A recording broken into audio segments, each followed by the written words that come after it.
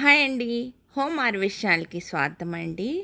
ఈరోజు వీడియో వచ్చేసి ఘనజీవామృతం తయారీ విధానం అన్నమాట. ఇలాగా నేను వెయిట్ మిషన్లో పేడ తూకం వేస్తున్నా. దీనికి అలాగే శనగపిండి కావాలండి, బెల్లము, గోమూత్రం కావాలి. ఇలాగ బెల్లము అన్నీ వెయిట్ చూసుకొని పెట్టుకుంటున్నాం. ఇప్పుడు తయారు చేసేది వచ్చేసి 50 కిలోలండి.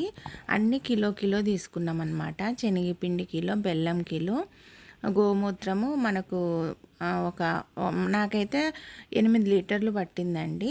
దాంట్లోనే బెల్లాన్ని కరగబెట్టుకోవాలన్నమాట. ఈ గ్రీన్గా ఉండేది పచ్చి గడ్డి వేసినప్పుడు వచ్చిండేదండి. 3 డేస్ నుంచి సప్ప వేస్తున్నాం అన్నమాట. అది ఎండుగడ్డిది అనమాట. డిఫరెన్స్ చూడండి ఎంత బాగా కనపడిస్తుందో. ఇదైతే పచ్చగా ఉంది, అది కొంచెం రెడ్డిష్గా ఉంది. ఇలాగా మేము ఆవుమూత్రంలో బెల్లం కరగబెట్టుకుంటాం అన్నమాట. 2 గుప్పిళ్ళు కెమికల్ లేని మన్ను అండి. పుట్టమన్ను అయితే మంచిదన్నమాట. నేనైతే కెమికల్ వాడం కాబట్టి మా మన్నే వాడుతున్నా అన్నమాట. ఇలాగ అంతా కలుపుకున్నాము. దీనికి ఒక 2-3 రోజులది పేడ అయినా పర్వాలేదండి. ఇలాగ శనగపిండి అంతా చల్లామన్నమాట. శనగపిండి అంటే ద్విదళం ఉండేటి తీసుకోవాలన్నమాట. పల్లీలు అలాగే సోయా, ఈ 2 కాకుండా ఇంకా వేరేవి తీసుకోవచ్చు. ఇలాగ అంతా కలుపుకోవాలండి.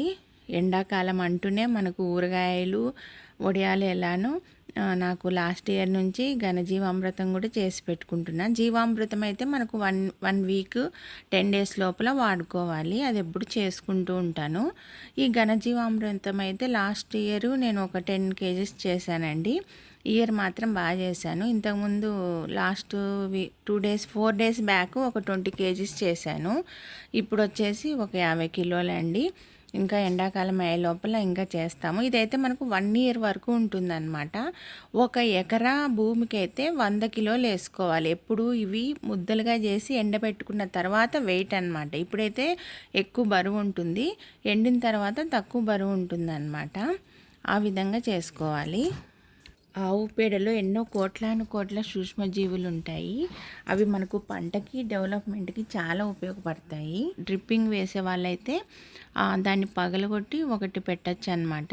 డ్రిప్ వాటర్ వచ్చే చోట. మనకైతే చెట్ల మొదట్లో పెట్టుకోవచ్చు. దీంట్లో చాలా పోషకాలు ఉంటాయి, చెట్టుకు కావాల్సినవన్నీ ఉంటాయన్నమాట. తర్వాత బెల్లము, ఆవుమూత్రము 2 కలిపిండేది ఇలా చల్లుకుంటున్నాము.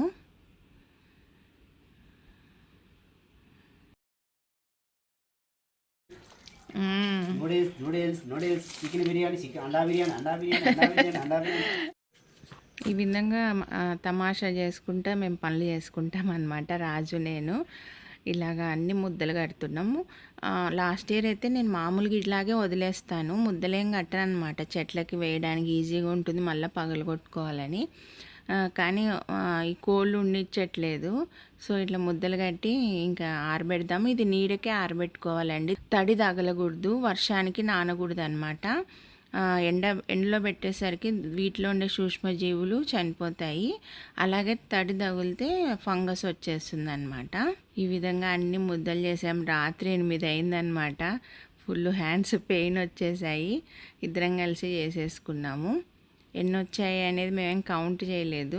ఇంకా నెక్స్ట్ ఇంకా కొంచెం చేసుకోవచ్చులే అనేసి అనుకున్నాం అనమాట. మనకు ఎండాకాలంలో అయితే ఒక 4-5 రోజులకి ఎండిపోతుందండి. అదే వర్షాకాలం అయితే కష్టం అనమాట. సో ఈ ఎండాకాలాన్ని ఈ విధంగా సద్వినియోగం చేసుకోవాలి. నేను 20 kgs పెట్టా అన్నా కదండి, ఇదన్నమాట. ఇలా ఎండాయి.